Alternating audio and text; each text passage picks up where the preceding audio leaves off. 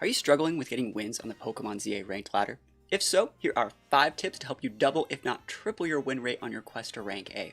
I will say this list is generally going to be aimed at beginner or new players to competitive battles for Pokemon Legends ZA, but if you have any questions, please think about letting me know. We have a bunch of educational content on this channel. We're trying to get to 50k and we'd love to have you along for the ride. So starting things off, I want to talk about the meta. Like, what is everyone using, why you should be using some of it, but why you absolutely have to respect it. And the first thing we're talking about is actually going to be Earthquake. Earthquake ground moves in general are going to be all of what the meta is built around. You have things like Garchomp, Excadrill, Tyranitar, Gyarados, Mega Metagross and things like that. All of these are slamming in big ground moves. Things like Earthquake here. Things like Dig is going to be one of the best gap closers in the game. Dig is going to be absolutely amazing. A lot of things get Earthquake, also get Dig. And you also have things like Drill Run, which is actually like a really unique move that things like Beedrill, Excadrill, even like Skarmory get Drill Run. So ground moves are going to be premium in this game. And the reason why you actually want to be using some ground moves is because there's not really that many ways to stop them. You know, the only real way to nullify ground moves is going to be flying typing. There's no air balloon in this game. There's no abilities, nothing like levitate to actually let you avoid that damage. So anytime you click a ground move, your opponent, unless they're swapping, is going to have to take a ton of damage. I actually have a really cool example here in game. We're going to break it down exactly how good things like Dig and gap closers and stuff like that are. So we're going to take a look at that I believe right here. Let's talk about why these gap closers and why these ground moves are actually so good. So you can see I have a Mega Garchomp right here. We have a Feraligatr that's a little bit low, but you see he's too far away for me to actually go hit with anything. And my moves are Dig, Earthquake, Dragon Rush, and Stone Edge. He's out of range of Stone Edge. Dragon Rush is on cooldown. He's also out of range of Earthquake. So this is where I go for Dig. So you can see I activate my Dig. He's still running away, and Dig is a homing move. It's going to let me go all the way over to him, and you see I pop out of the ground, pop him, get another KO on my Garchomp, easy peasy lemon squeezy. And one cool thing about the Dig is it puts me in the area to start using all my moves. Those gap closers are so good. They're going to let us not only do that damage with our stabs, but then we're right in the middle of the battle and we're able to go for massive AoE with things like Earthquake. Adding a simple like EQ like Dig / Dragon Rush / like Drill Run user to your team can drastically improve your win rate. I went from like 2 KOs to 5 KOs right there in about 10 seconds. So it's going to be absolutely amazing. But also, the reason why Earthquake is really good. It's massive AoE damage. We're able to do a ton of damage to a ton of different mons at the same time, and I would really recommend, you don't have to use the meta like Garchomp. You don't have to play meta, but there are so many different mons that actually learn Earthquake, right? If we go back down to our Pokemon Showdown thing here, Heracross gets Earthquake, Mega Gallade, Mega Tyranitar, Mega Feraligatr, Mega Gyarados, Mega Emboar, Aggron, Scolipede. I would really recommend at least having one Earthquake user on your team. It's going to be super effective against a lot of other mons too. Super effective against other Excadrills, super effective against Metagross and stuff like that. So I would really recommend using Dig, using Drill Run, using Earthquake, all those gap closers, all those heavy ground moves. It's going to be my first big tip, and you're going to see a drastic spike in your win rate in adding at least one of these mons to your team. So the next thing I actually want to talk about is how to counter Earthquake, because we just talked about how good Earthquake is. Adding Earthquake to your team is actually going to be a huge boost to any of your offensive capabilities, but the way to counter is pretty simple, and that's using a flying type. We talked about this, and flying is actually like the only real way to stop Earthquake. There's no air balloons, there's no levitate like abilities in this game. So you either need to pivot when they go for that Dig, or you can try to mitigate damage with like a grass type or like a poison type. But I would really recommend having at least one flying type on your team. You actually see a lot of these Pokemon are pretty popular. Skarmory is a really good check to a lot of the Garchomps and Excadrills running around, being able to pivot in and then repin them even with more, drill runs and stuff like that. You have things like Aerodactyl, Salamence, Dragonite. Gyarados is probably the most common flying type mon that you see on the ranked ladder. Dragonite, Charizard, things like this. I've even used stuff like Pidgeot before. I think they're all very viable. I think every single team would drastically benefit from at least one flying type, just so you don't auto lose to teams that are rocking like Metagross, Garchomp, double EQ spam. You're gonna see a lot of bang for your buck, and you want this Pokemon in like your secondary slot on your team. Right here, you can see there's a Garchomp right over there, and I have an Aegislash on the board. They just picked up the red buff, so they actually can one-shot me through this amount of health, even in a defensive mode. So we know that they're gonna be coming at me,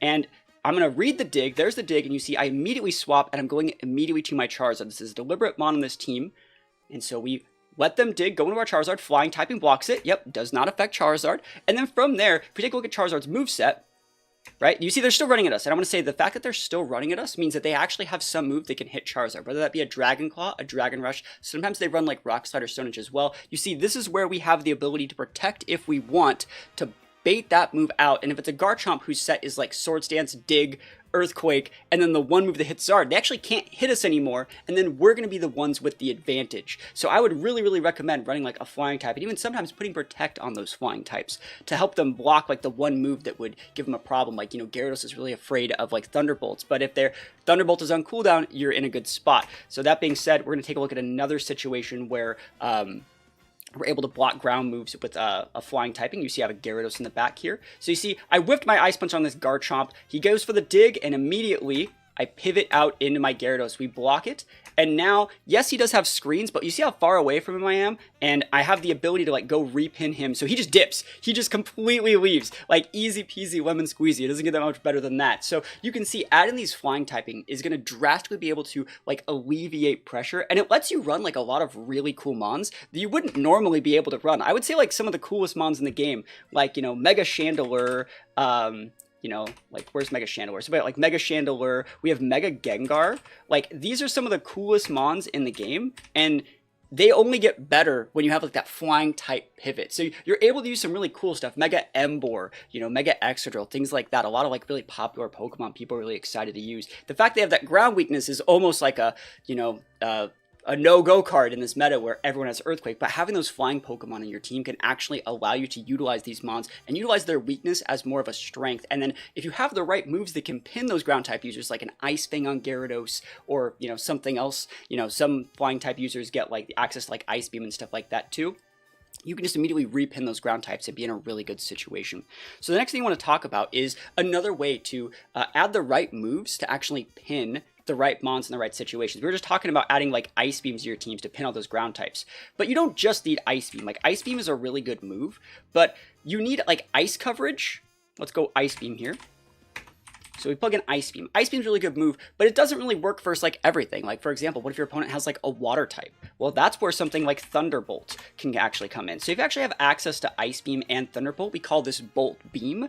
Having this coverage on any mon is going to make this mon a premium sweeper because it can hit pretty much every single mon in the game for neutral damage or better. Even if they have swapping like a Steel type to block your Ice Beam, Thunderbolt's neutral against that. If they have like a ground type block your Thunderbolt, or like you know, like a grass type to, you know, resist your Thunderbolt, you Ice Beam those, right? So you're in a really good situation here. So these are all of the Pokemon that learn Ice Beam and Thunderbolt, and you can actually see there's quite a lot. If we sort it by special attack as well, like Frostlass is good, Mega Drampa is good, Starmie is very good. We used Absol quite recently, Goodra, Dragonite, Clefable is a very popular one on the ranked ladder. You can also do this same tech with things like Thunder Punch and Ice Punch, but I will say, when you're utilizing some of these techs, you need to be using like plus move versions of these to actually still pick up the KO, since a lot of people are running like heavy HP sets on like their Garchomps, their Gyaradoses. And the reason we're actually able to pick up KOs on these guys is because these moves are 4 times super effective.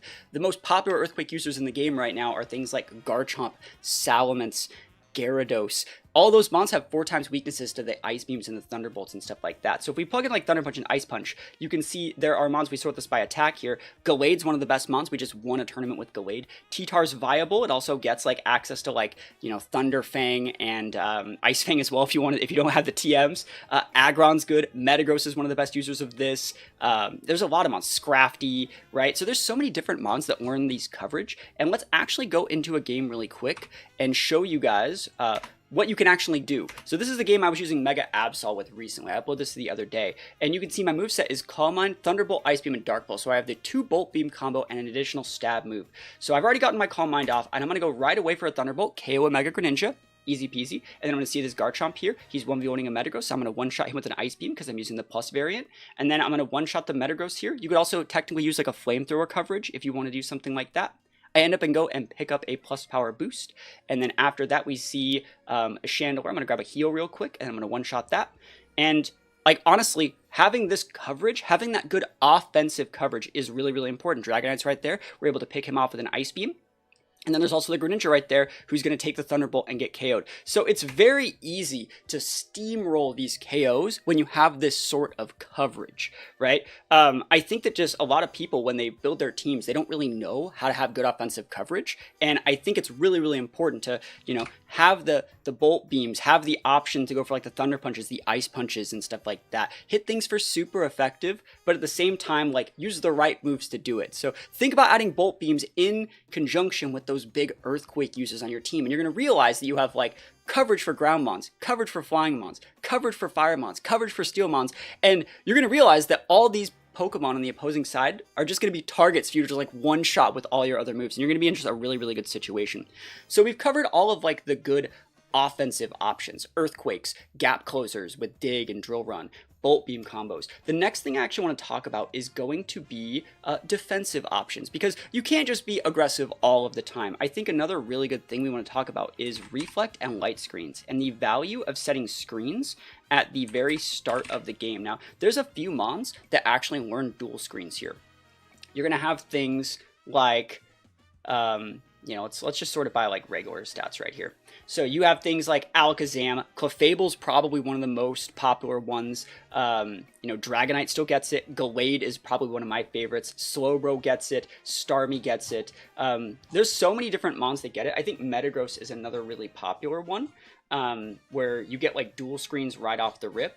Let's sort it by base stats and see what we're looking at here. So yeah, Gardevoir is another one. Metagross is right there. Frostlass, you know, access to both of these screens is going to also happen through swap. So what you can do is you can start the game off by going reflect light screen, swap out to something that's like really chunky, and just like out trade your opponents. It's going to be a really, really good way to play the game, and I want to show you guys a little bit about how that works here. So we're going to finish up this little one about the Absol here, and you can see our opponent Metagross is going for a reflect on the first turn. We also have reflect light screen on our Gallade. So we let them reflect, we put up our own reflect, and we're still scouting to see what people are using. They put up a light screen. We don't need both screens here since we only see one opponent, so we go to another one just to show you guys how popular and how valuable this is. We both get up screens. This is like a gentleman's agreement to put up both of the screens, and then from there, what's really cool about this lead for me is I force them to swap. And so they have to go to the Dragonite. I can get ready to go for Ice Punches, Thunder Punches. It's pretty good stuff. I think like the ability to go for screens in any situation is going to elongate the effectiveness of the next mons that you use and really get you into a situation where you're not like feeding early. I think one of the most common mistakes that people make on like the ranked ladder is they start the game, they run right up to the middle of the map and they start fighting. In reality, you should be letting other people fight, set up your defensive options, and then go start trading efficiently with them. Remember, the way to trade efficiently is to utilize earthquakes, digs, drill runs, ice beams, thunderbolts, stuff like that. And the screens are going to be the things that allow your other mons to like trade effectively against other people that are still using those same moves back at you. And so now we are here at the numero uno tip that I have for the ranked ladder. I will say this is a little bonus tip here. You guys can also be utilizing damage calculators and, you know, defensive team type charts to make sure you're not stacking too many weaknesses to the same type. We do a lot of that stuff in our team building guides. I would say if you want to check those out, please think about checking those out. Please think about dropping a sub. Again, we're trying to get to 50K. And if you guys have any questions about any of this stuff or any sort of mechanics you want to see me break down in future videos, please think about letting me know. And we're going to get into the final tip right here, and that is utilizing stat boosting moves, but at the same time, not just utilizing any stat boosting moves. I think a lot of people go right into like, I'm going to use Swords Dance, right? And Swords Dance actually does something different in this game than like any other Pokemon game. In any other Pokemon game, something like Swords Dance would give you a +2 boost, double your attack, and make you super strong. In this game, it actually just gives you the same boost, a +1 boost, but for a very long duration of time. So instead of using something like a Swords Dance or a Nasty Plot, which would double your special attack, you actually don't want to be using those moves for ranked ladder. You want to actually be utilizing things like Bulk Up, things like Calm Mind, things like Curse, moves that give you the same +1 to your attack stat, the exact same boost that technically a Swords Dance would give, but also give a defensive boost as well. Think of this very similar as the screens. You know, the best defense is a good offense. So instead of a Swords Dance, we're going to go for things like Bulk Up instead, and like look at what gets Bulk Up: Chestnut, Emboar, Starmie, Gallade. You see that Gallade gets like a lot of cool stuff, right? A lot of these fighting mons get it. You can also use Curse. Curse is actually going to be very viable in the ranked meta because it lowers your speed, and speed just isn't really an important stat. It only really affects cooldowns. So like you can technically use Curse. Curse has a different effect if you're using it as a ghost type, but things like, you know, Tyranitar, Gyarados, actually, I don't know if Gyarados gets it. This Showdown thing might be wrong. But Curse is a really good move that a lot of mons do get, and you can utilize it to raise your attack and your defense for a short while. You can also utilize like Calm Mind on a lot of mons instead of like Nasty Plot. So things like Chandelure, Gardevoir, Slowbro, Drampa, things like that, Clefable. They are great Calm Mind users. We're going to show the value of what that actually looks like right here. So you can see I have a Hippowdon, and my moveset is exactly what I talked about at the start. Ice Fang for coverage. Things that don't get Thunder Punch and Ice Punch can get Ice Fang. And if you boost them through the power of a +1 from Curse, or utilize them with plus moves, they can still get those big KOs. So you can see we have everything here that we talked about in this video. We have the setup moves, we have the gap closers on the ground coverage, and we have the massive, offensive coverage with our Bolt Beam combo here. So we start this up right here. We pop a Curse at the start of the game. You can see they're immediately going out to 1v1. We pop a Curse, we gap close with Dig. Don't really have to worry about them right here. Avoid damage because we're underground. We blocked him over there. Dig did a good amount of damage at +1. And this is a Hippowdon. This is not like a sweeper mom. We did half to what is assumed to be a full HP Goodra. And then from there, you can definitely tell that if a Dig did about 45%, a super effective +1 Ice Fang is going to be even stronger because Dig is an 80 base move plus stab up to 120. Ice Fang is a 65 doubled into 130. So you can see that's exactly the amount of damage we need to do with Ice Fang to pick up this KO. They're still trying to 1v1 other stuff, and we pick up the KO. Easy peasy lemon squeezy. Like, it doesn't get much better than that. We're going to rewatch this one more time. So Curse gives us the attack boost and the defense boosts, right? And then from there, it's exactly enough damage to allow something like a Hippowdon to still get the KO here. So I would really, really recommend you utilize not only just like the stat boosting moves, but utilize the right ones. Don't use stuff like Swords Dance and Nasty Plot if there are available options like Curse, Bulk Up, and Calm Mind. Now, I will say Swords Dance is still good. You're still going to see everyone use Swords Dance. Garchomp gets Swords Dance, Skarmory gets Swords Dance, Exeggutor gets Swords Dance, because they don't get those other moves. Those moves are still fine to use, but I'm giving you a more optimal way to actually find those wins. So hopefully you guys like this list. If you think there's anything I left out, please think about let me know, but I wanted to make a beginner list to help people get that Mega Greninja Stone on their way to rank K, on their way to rank A in the ranked ladder before November 4th. If you guys like this video, let me know in the comments, and think about dropping a sub on the channel. I would really appreciate it. We're trying to get to 50K. We'd love to have you along for the ride. You can also think about checking out our Discord. There's a link to it in the description. We host daily tournaments, streamed live on Twitch. We've been having a ton of fun in Ranked Legends ZA so far, hosting tournaments, 6v6 singles, 3v3 battle royale, bunch of fun stuff. And yeah, that's pretty much it, guys. Thank you so much for watching. Hope you enjoyed the video. And other than that, peace out. I'll see you guys next time.